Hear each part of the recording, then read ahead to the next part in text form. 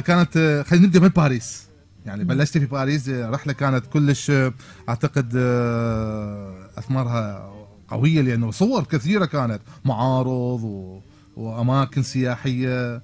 شنو باريس كان عمل ولا سياحه؟ طبعا ابلش اول مره من معرضي كان في قاعه حوار قبل لا باريس. لا، اول سلمي على المستمعين. اي صحيح. اولا صباح الخير لكل مشاهدين سمر اف ام، صباح الخير اليك ليدو، صباح الخير حسين ومصطفى وكل الكادر الجميل بسمر اف ام. طبعا ابلش بالبدايه من معرضي في قاعه حوار. انا بالبدايه كان معرضي السادس، نعم. الشخصي السادس في قاعه حوار ما بعد الآخر. طبعا كان مكمل لتجربتي الخامسة، لمعرض الخامس في عمان. أنا أسميها تجربتي عادة لأنه أنا أقول أنه أنا أسوي تجارب وليست معارض، لأنه أجرب وأدرس وأبحث باستمرار.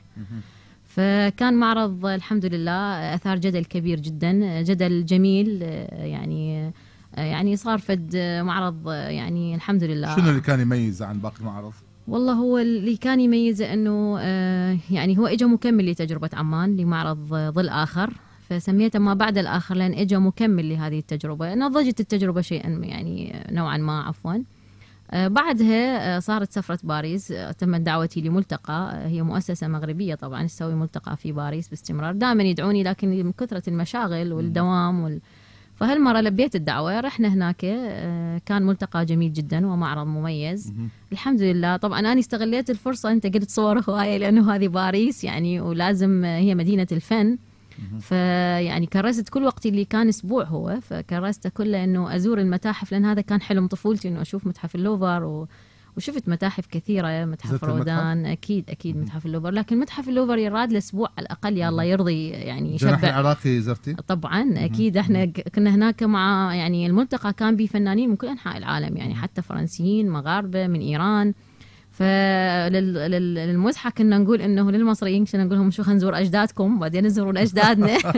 فكان يعني الحمد لله يعني تكلل بالنجاح، وأني أرضى في داخلي إنه رجعت يعني أكثر؟ لا، رجعت عندي مبدأ جميل جدا انه افتخر انه انا كوني فنانه عراقيه حقيقه. وبعدين خلال اللقاء راح اقول لك ليش، لانه اخاف اخذت من الوقت هواي. لا بالعكس، الوقت مفتوح لك، يعني اكيد احنا راح نفتح هواتف مع مستمعينا بعد قليل، ولكن حبيت ابدا من باريس لانه اعتقد كان نشاط مميز واخير لك، حتى شفتك قاعده بالقاع. طبعا هناك الحلو، هذه مكتبه بومبيدون يسموها. هي هذه مكتبة عالمية تقام فيها عروض فنية، فالناس كلها قاعدة. وطبعا هي باريس تعب، يعني تعب مشي، تحتاج إلى مشي. وإحنا العراقيين متعودين نسوق سيارة هنا، متعودين على رياضة المشي والحمد لله. زي قلتي لي حتى لا فكلش تحتاج إنه تمشي، فيبين علينا من نسافر إحنا، لأنه السيارة فد كارثة أنا أعتبرها إنه تخليك ما تمشي، وهذا غلط طبعا. حسن بس صوت شويه لان هسه يعني كلش مقتضب. ايوه هسه ارتحت. تعتقدين انه الفنان يعني هو يصنع نفسه بنفسه؟ يعني احنا هواي نشوف من الفنانين مو بس في المجال التشكيلي ست منى، يسالون انه ما يسالون عن الاعلام غيبنا، بس هم مرات ما يتحركون، هم جامدين. احسك انت يعني انت تفرضين نفسك على الاخرين من خلال نشاطك، من خلال صورك، من خلال علاقاتك مع الاخرين. هذا كلش مهم للفنان. شوف ليدو، بالعراق غلط انه الفنان ينتظر دعم من احد، غلط انه ينتظر دعم مؤسساتي او من وزارات، او لانه الظرف في هذا البلد استثنائي على الدوام. يعني دائما انا اقول احنا بلد الاستثناءات في كل شيء، فالمفروض انه احنا نصنع المستحيل، المفروض انه احنا نصنع من المستحيل. فاني ما يعني اني طموحي لا يقف عند حد. اقول انه اذا انتظر من احد دعم، او انتظر من مؤسسة او من اي حكومة او من اي مكان، يمكن راح أبقى واقفة أراوح في مكاني. فالمفروض أنه الفنان هو يصنع نفسه بنفسه. هو في العراق هذا الشيء اللي صاير حقيقة، أنه الفنان هو دا يدعم نفسه بنفسه. هو مرات يتداين حتى يروح يسوي معرض، يتداين حتى يروح يشتري ألوان. وإحنا بالعراق الحمد لله الفاتورة شغالة دائما.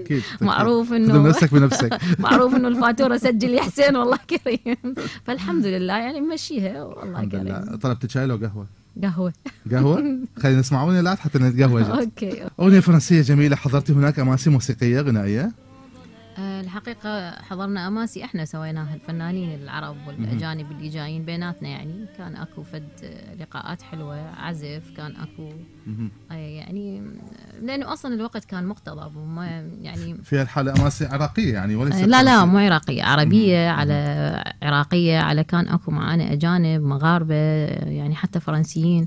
فكانت هي فد لقاء حلو يعني يجمع حضارات مختلفة ثقافات مختلفة، والحمد لله كان شيء جميل. يعني أنا كلش رغم أنه كان أسبوع لكن حسيت أسبوع من أجمل الأيام يعني. ولو أني أحب بغداد طبعا ومعروف عني، ما حسيت بباريس فد شيء حلو. اطلع على بس هو الاطلاع شنو عيدي لي هاي ما سمعتها يعني ما شفت باريس فد شيء مثل ما يعني احنا كنا نحلم بها احنا اطفال. بس اني انذهلت بالمتاحف حقيقه يعني، لان هو حلم حياتي واني طفله انه ازور. كنت تتوقعين شوف ان هي بلاد النور يسموها؟ ايش كنت تتوقعين؟ يعني لا يعني اني ما اعرف، يجوز اختلف عن غيري يعني. انا اشوف كل ما اسافر دوله اشوفها فد شيء عادي، غير انه هو اكو تكنولوجيا وتطور بس لا اكثر يعني. احنا نقدر نحقق هذا الشيء بس للاسف بلدنا ما الناس كلش يعني عمليين.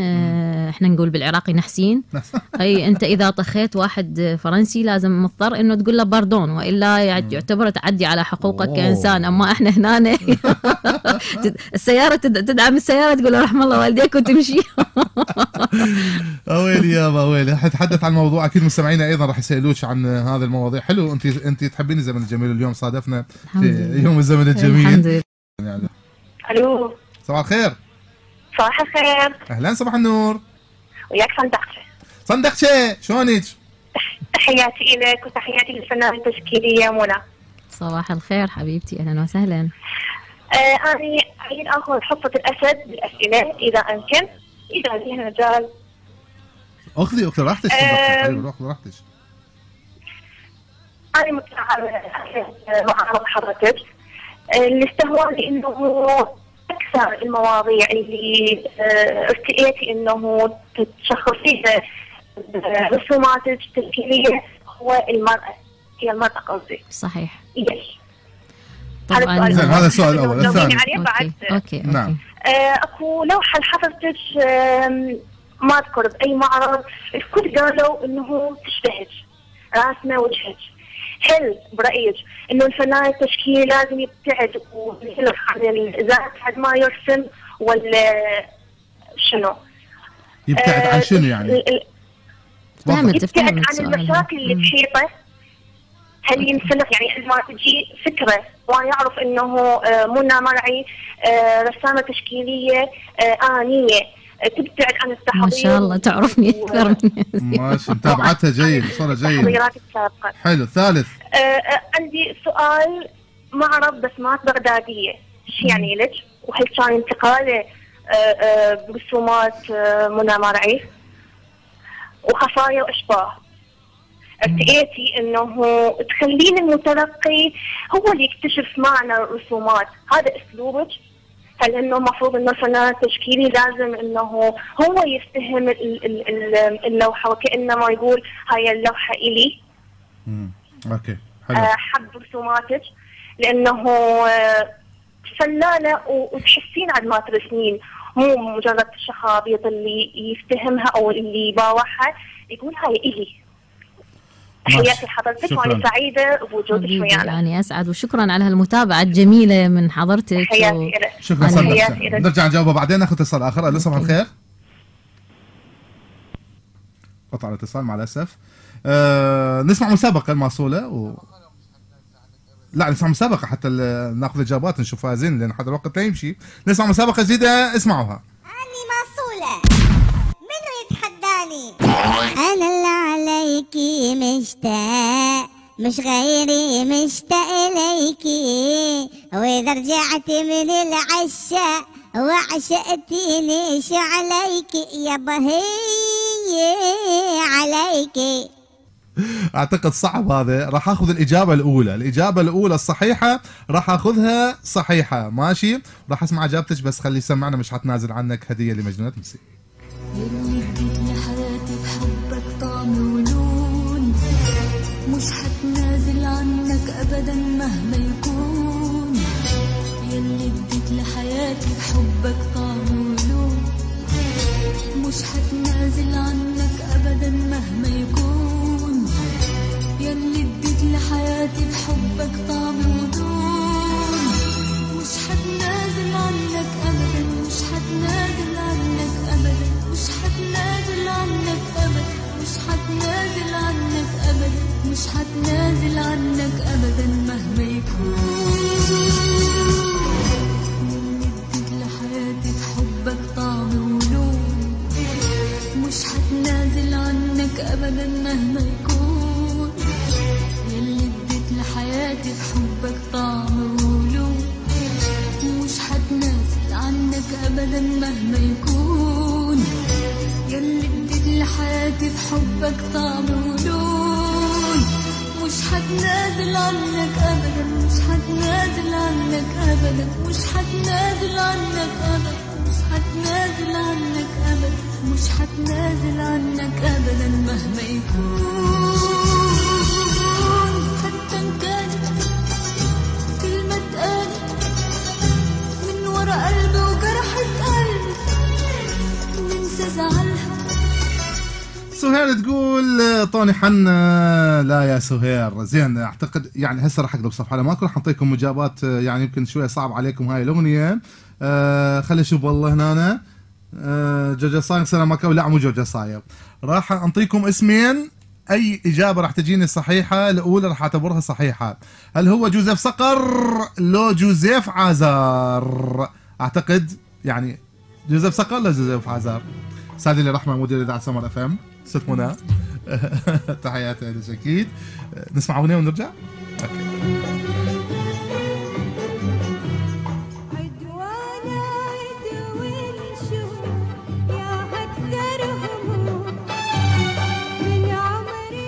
ليه بيسوي مشاكل حسين؟ عندي اتصال. الو. صباح الخير.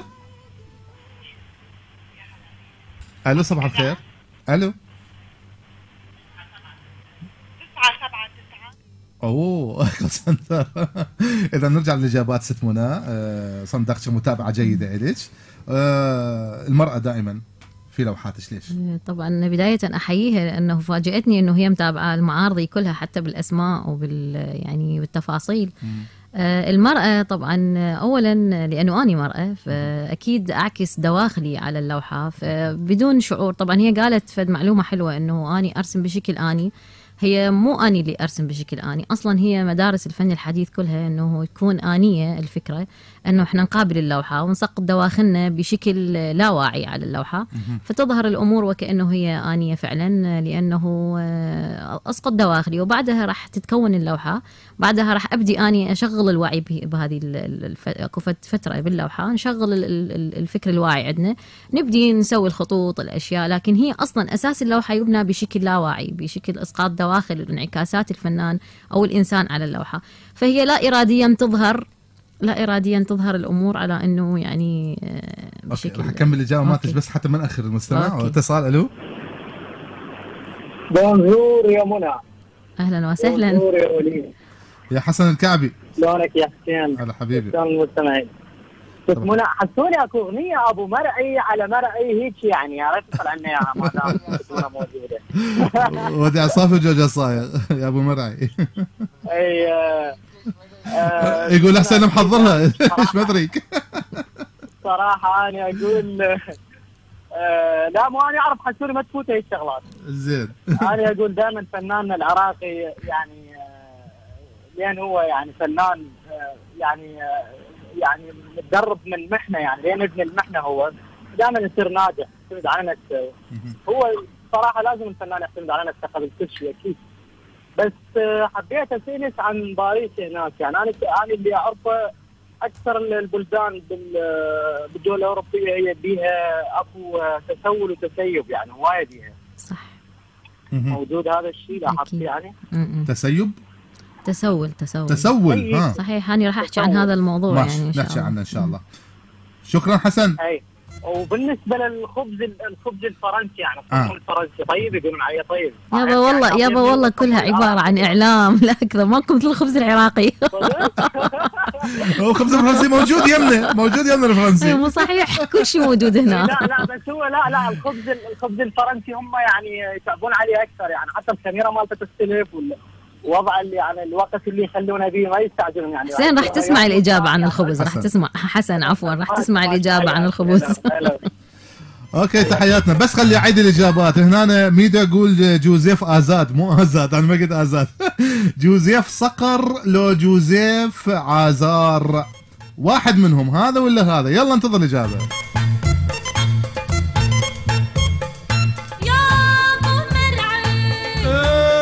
مين؟ أنا سلمى. شو قلتي؟ هيدي سلمى يا ابو مرعي. كيفك يا سلمى؟ نشكر الله. شو قلتي؟ عم بتقلك نشكر الله. يا مسكين يا ابو مرعي شو سمعت ايه؟ يا مسكين يا سلمى شو سمعت قيل؟ يا ابو مرعي ايه بدي فواكه. شو قلتي؟ بدها فواكه يا ابو مرعي. اسمعوني احبائي، اسمعوني احبائي المستمعين الكرام اللي بيحبوا وديع الصافي على سومر اف ام الاذاعه المكرمه. وعاشت العراق والامه العربيه بخير وسلام. وديع الصافي. حسوني خلينا ناخذ مسابقة أخرى لأن الظاهر صعبة عليهم. خلينا ناخذ مسابقة أخرى ونشوف الإجابة الثالثة راح ناخذها المرة. ونرجع لمنى. إذا صندقتوا أسئلتها الأبعاد اللي عندك والتحضير. قالت لي إنه الابتعاد عن التحضير. الابتعاد العفو. نعم. طبعا هو حكينا عن هذا الموضوع يعني ما نحضر لي الموضوع ما في يعني خصوصا في لوحاتي لا ما احضر. مرات تتراءى لي في بالي فكرة معينة اجي اعكسها على العمل، لكن من اجي اشتغل القي نفسي انه الفكرة هذه صارت بغير شكل، لانه قلت لك انعكاس دواخلي صار سقط على العمل. مرات حتى اقول باللقاءات اقول انه احنا صعب نترجم العمل الفني. هي سألتني انه ليش انت ما تشرحي لي المتلقي العمل. احنا نترجم الكلمات بلون وبتعبير على اللوحة، فيصير صعب انه تترجمها بعد بكلمات يعني تقال. فمرات اضطر انه اشرح، لكنه راح يطلع الشرح ناقص عندي، لانه قلت لك احنا نعبر باللون، نعبر بالتعبير. المدرسة التعبيرية التجريدية صعب انه تشرحها المتلقي، فلذلك اترك الخيار للمتلقي انه يقرأ الاعمال. وفعلا واشوف المتلقي دائما ينجح في قراءة الاعمال الفنية. هذا اجابة على سؤالها الاخر. اي هو انا يعني داخل الاسئلة كلها حتى يكون الاجابة مقتضبة وواضحة. نعم. ايضا سألتك عن معرض خفايا واشبه مغايرة، قلت لها انه بس مات بغدادية. هذا المعرض كان ضمن بغداد عاصمة، مشروع بغداد عاصمة الثقافة. فهذا المعرض طلب مني انه ارسم بغداد بأجمل صورة. فيعني رسمت الحقيقة بغداد بشكل يعني أنا أحبه. رسمت بغداد، كنت ابتعد عن رسم ملامح الوجه العراقي، لأنه سألوني ليش، قلت لهم لأنه أنا أنتظر أنه يكون الوجه العراقي مستقبلا يحكي قصص لأمل جاي، لمستقبل جميل جاي، ولحد الآن احنا ننتظر هذا الأمل. كان المعرض هذا فاتحة خير علي، لأنه انحبت الأعمال واقتنوها كلها في دولة الإمارات. وايضا اني الحمد لله يعني تقريبا محظوظه، يعني احمد الله وشكرا، او حظ او اني، لانه دائما اعمل بجد واني اسهر واتعب من عندي معرض. حتى النوم اهجره، الاكل اهجره. شوفني من عندي اقول لك انه انت من عندي معرض يعني من عندي معرض اني اسهر مرات حتى الاذان الفجر، اسمع اذان الفجر اقول وي هاي بش ساعه يعني هيك تخيل يعني. فالحمد لله يعني يقول لك اللي يتعب يحصد يعني، واللي يحب عمله ينجح. اكيد دائما. أكيد. اريد ضحكه من ابتساماتك الجميله على الانستغرام في لقطة جميلة. خلينا نسوي هذه. اي على الهيدفون حتى نبين بالإذاعة. اوكي هذه اللقطة إليتش، ولقطة ثانية أنا وأنت أيضا. اوكي على الانستغرام شاهدونا الآن. بغداد عروسة المدن بنت الكرام أسياد، تدفع فاتورة الحسد والغل والأحقاد. بغداد عروسة المدن كرام أسياد، فاتورة الحسد والغل والأحقاد. الشر في كل لحظة يتفتح له مزاد، بشكل جديد. بعرف الاس ام اس وقف ولا شنو؟ لانه ماكو اجابات صحيحه. راح اسمعكم حسين اغنيه اسهل تكون بعد قليل. بس عندي اتصال. الو. حلوة الحياة حلوة. على تحية أستاذ وليد. النمر الأسود. وأحلى فنانتنا الغالي. صباح النور. أهلا أهلا نورك. خير يا طيبة. تحياتي مسكين. أنا بس أريد أسألك سؤال. وهو محيرني، أنت فنانة تشكيلية، يا ربي موفقية بحياتك. ربي يخليك. يعني إن شاء الله بحياتك. يعني عفوا يعني جاوبينا حسب مفهومي يعني أنا. أكيد. مرة دخلت شفت لوحات بقاعة مدارات. مرة دخلتها هيك قصة شفت فنانة تشكيلية رسم لوحات كل شيء خابر. كل شيء ما افتهمت والله. بس هي تحكي تقول هاي سر الحياة وهاي مش انت يعني شو تقنصين وين الحياة يا شخابر؟ وين؟ طبعا من الظلم انه نقول على اي لوحه او على اي منجز شخابيط يعني.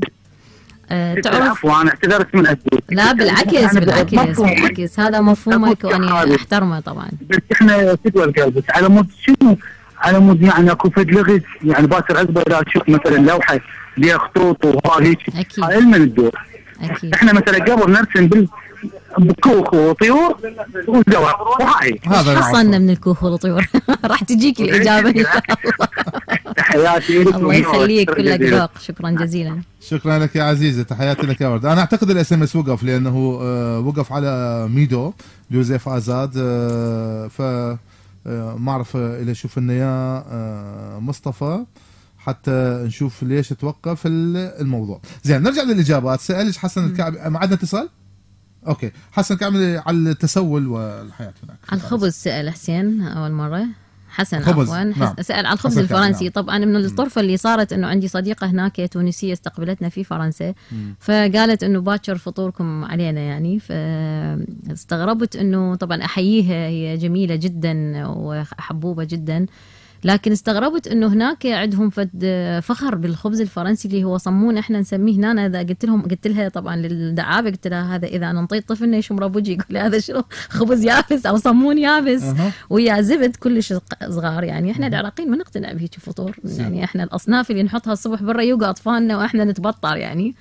فالخبز الفرنسي قالت هذا من اغلى انواع الفطور الفرنسي يعني. تخيل مع انه هو صمون عندنا صمون الجيش يمكن احنا كان عندنا. إيه؟ هو هذا يا يعني حسن توست ولا شيء؟ لا صمون يشبه الصمون اللي هو صمون الكهربائي لكن يعني احنا نسميه كريسبي يابس كلش. فهو هذا ريوقهم يعني مع زبد بس يعني. فهو هذا افخر يعني اغلى انواع الفطور الفرنسي. فقلت لكم احنا الخير هنا يا ناس يعني. لا حد يسمع لا حد يسمع اذا مو باقي له عليها دهن. اما سالني عن موضوع التسول. فاني رجعت من فرنسا بمبدا انه احترم نفسي كانسانه عراقيه وكفنانه عراقيه لسبب انه شفت هناك الفن مع احترامي لكل انواع الفن في كل العالم عباره عن يعني تسول وشحاذه.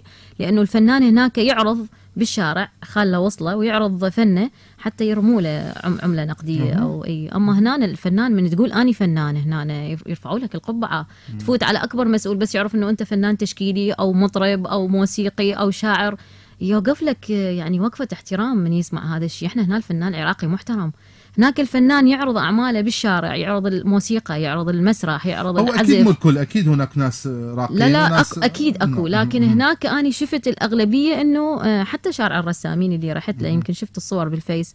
هناك الفنان يرسم حتى يعيش. هنا الفنان بالعكس يعيش حتى يرسم يعني هذا المبدأ اللي رجعت بيه واللي خلاني أفخر بكوني فنانة عراقية يعني. إحنا لا نروح بعيد بأنه العالم أحسن من عندنا وأوروبا أحسن من عندنا. بالعكس الفنان هنا محترم لكن للأسف غير مدعوم. وهو هذا الشيء اللي يخلي الفنان يعني مسكين نوعا ما يدعم نفسه بنفسه. احنا نحتاج إلى دعم إعلامي وحكومي أكيد. حتى أكيد. الفنان يعني يبرز بصورة جيدة. إن شاء الله الجاي أحسن إن شاء الله. إن شاء الله. بس أنا ما أعرف مرات هذا الموضوع اللي يعني شوفه بالأفلام إنه عازف سكسفون رائع ولكن هو متسول مثلا. صح، هو انا هذا شفته بس اعتقد بعيني لكثره المواهب اللي عندهم ما بيها مجال انه يضيع الفنان هناك. نعم. اذا وفعلا الفنانين عراقيين معروفين جدا اجوا هنا سووا لهم حفلات واستقبال وتكريم هناك، تلقيه قاعد بسوق الرسامين حاله حال اي فنان يرسم. عندنا مكالمه حسين لو اغنيه؟ مكالمه، اوكي. صباح الخير. صباح الخير. صباح النور. كعب وياك استاذ وليد، تحياتي منى، تحياتي لحسين. اهلا وسهلا. بس منى حسن الكعبي ذكرتي حسن مره اخرى. نعم حسن الكعبي. نعم. بس منى ذكرتي شيء، يعني قلتي هم حادين بمعاملتهم. طبعا هم المجتمع الاوروبي كله حد يعني، بس انا ارجع يعني اقول الشغله بين هم حادين بنفس الوقت يحترمون كل شيء بمكانه، يعني هو لا يقبل واحد يتجاوز عليه ولا يتجاوز على احد. طبعا عندهم القانون، عندهم قانون. اي بالضبط. عبد القدوس استاذ وليد اتذكر قبل فتره، يعني هو انت سويت في مناظره وياه. نعم مناظره على الهواء. نعم بالسعوديه.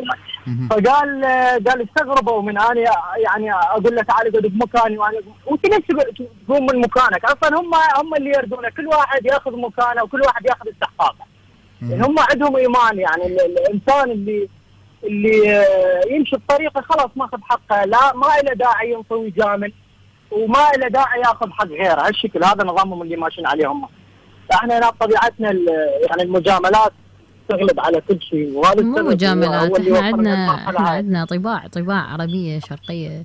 يعني انا ضد هذا الموضوع. ما اعرف، انا اقول انه احنا نروح نعكس اخلاقنا والباقي يعني هم كل شعب يبقى على مبادئه وعلى طباعه. هي مو قضيه اخلاق، لا، بس احترام الحقوق هو هذا الشيء. هاي نتيجه احترام الحقوق. احترم حقك، ما دام يحترم حقك انت لازم تحترم حقه، لا تنطي ولا تاخذ منه. الشيء هذا انا اشوفه يعني برايي يعني هذا الشيء ضروري. اشكرك ابو حقي. استاذ وليد اكو نقطه، اكو سر طبعا، اكو سر استاذ وليد والله العظيم.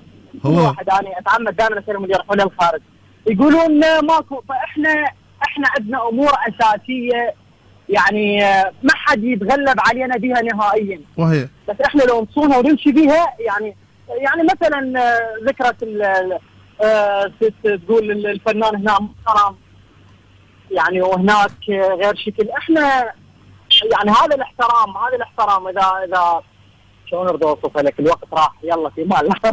راحت الفكره. انا محضر بس يلا حبيبي ان شاء الله عبر رساله ارسلها ولا شيء. نسمع المسابقه جديده، اغنيه عراقيه. يلا حاولوا تلحقون على الوقت. اني موصوله، منو يتحداني؟ على مهلك يا ابو قذيله وشاعر سارح، لا مرة ولا مرتين تزعل واحنا نتصالح. يلا من يغنيها؟ يلا هاي كلش بسيطة. الإجابة الثالثة راح أعتمدها، الإجابة الثالثة على الاس ام اس راح أعتمدها. ونرجع لسؤال النمر الأسود اللي هواية يسألوها، يقول ليش بعض احنا متعودين انه رسم واضح، حصان، وردة، بيت، كوخ، شارع، سيارة، شخابيط شفتهم منها. صح. شخابيط يسموها. طبعا احييه لانه هو اعتذر على انه يعني المفروض انه نفهم مفهومه، وهذا الماشي ترى واقع الماشي نعم. المتلقي العادي الغير مثقف فنيا، يعني عفوا للكلمه، مو مثقف وانما غير مثقف فنيا، اي غير قاري عن الفن التشكيلي، يسمي هذا الشيء شخابيط. بس حقيقه هذا الشخابيط، هو قال لي اريدك تزيديني من هاي المعلومات. هذه الشخابيط اللي يسموها هم شخابيط كمتلقي عادي، هذه ما تجي اعتباطا وليد، هذه تجي نتيجه خبره ودراسه. احنا يعني اني هسه من دراستي في معهد الفنون الجميله في بدايه التسعينات، وبعدها درست في كليه الفنون الجميله، احنا امتلينا من الواقعيه، درسنا واقعيه ورسمنا واقعيه الى حد ما اكتفينا. بعدها نطلع باسلوب كل فنان كهويه له، كستايل، كبصمه، كتوقيع له، يبدي يشتغل فشي خاص بيه ستايل. فهذه التخطيط او الشخابيط مثل ما يسموها، هاي الخطوط اللي هي كل واحد ياخذ له مدرسه خاصه به او ستايل خاص به، تجريدي، سريالي، ربما يبقى على الواقعي، ربما يشتغل تعبيري، يعني راح تشوف انه كل واحد يسقط دواخله على العمل الفني. هذه الشخابيط في بدراسه علم النفس والفلسفه تشوفها انه هي مو شخابيط، وانما هي دراسه لدواخل هذا الانسان.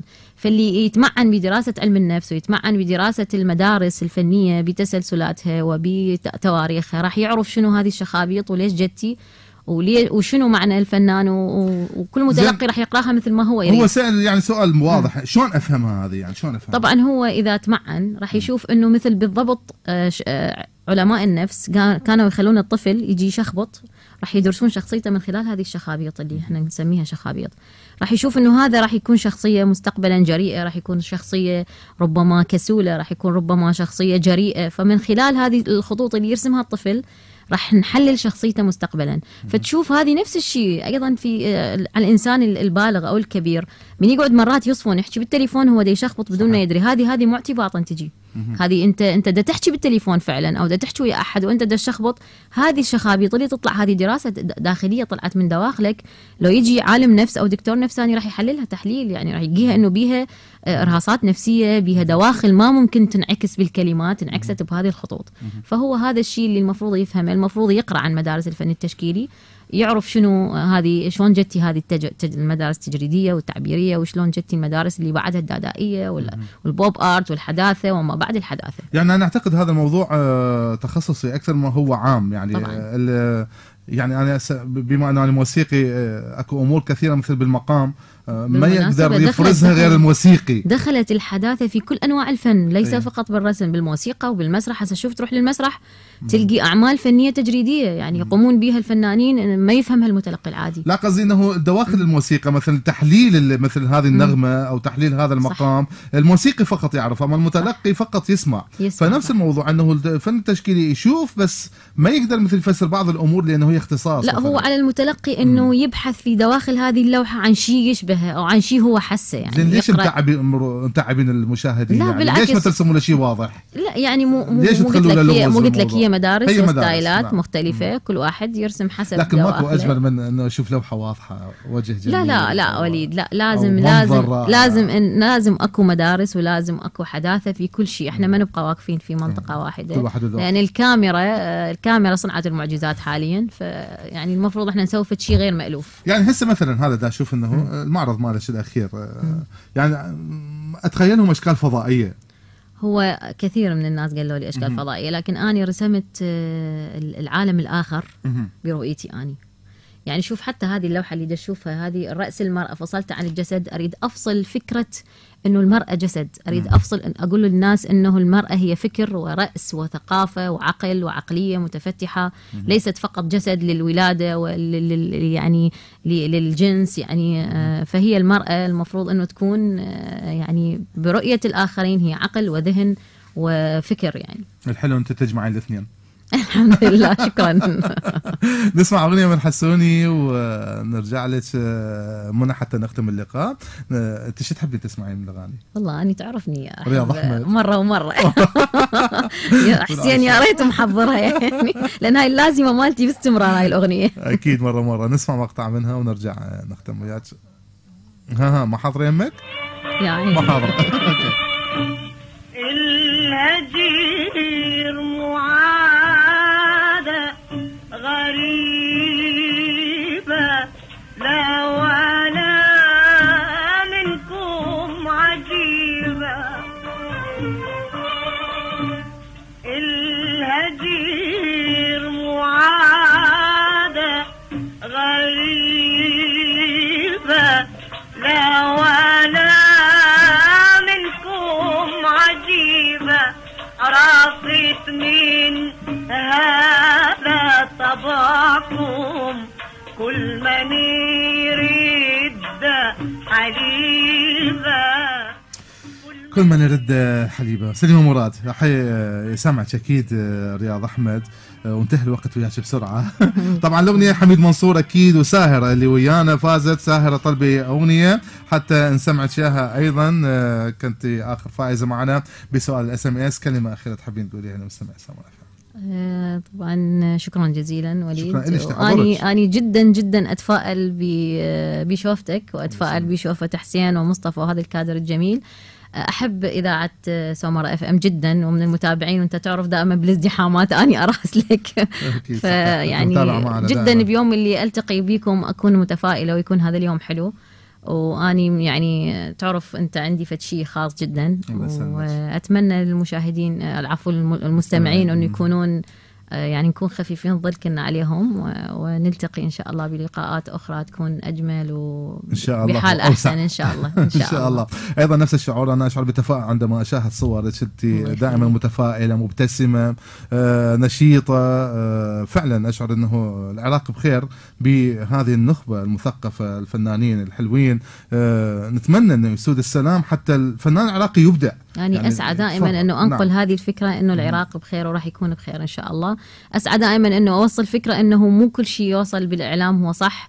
ترى العراق إحنا دا نطلع ونروح ونسوي جروبات ونمشي ونلتقي ونسوي معارض يا ناس، ترى مو كل الأوضاع. أشوفك بالمتنبي أيضا مو كل الأوضاع هي سيئة. إن شاء الله إن شاء الله السواد يروح ويصير الأشياء أبيض وأحلى وأجمل إن شاء الله. الفنانة التشكيلية الجميلة منى مرعي كانت ضيفتي هذا اليوم في برنامج على الهواء سوا من السمرة القوية. نسمع أغنية وموجز أنباء وبرعاية تبريد الحافظ دائما، وراجع لكم أكيد.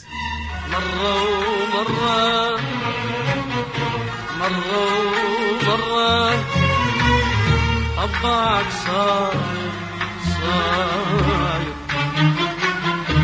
مرة ومرة مرة ومرة قلبك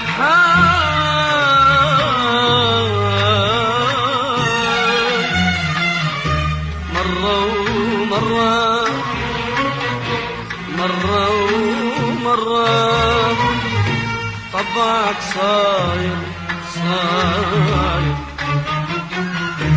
مرة ومرة مرة ومرة قلبك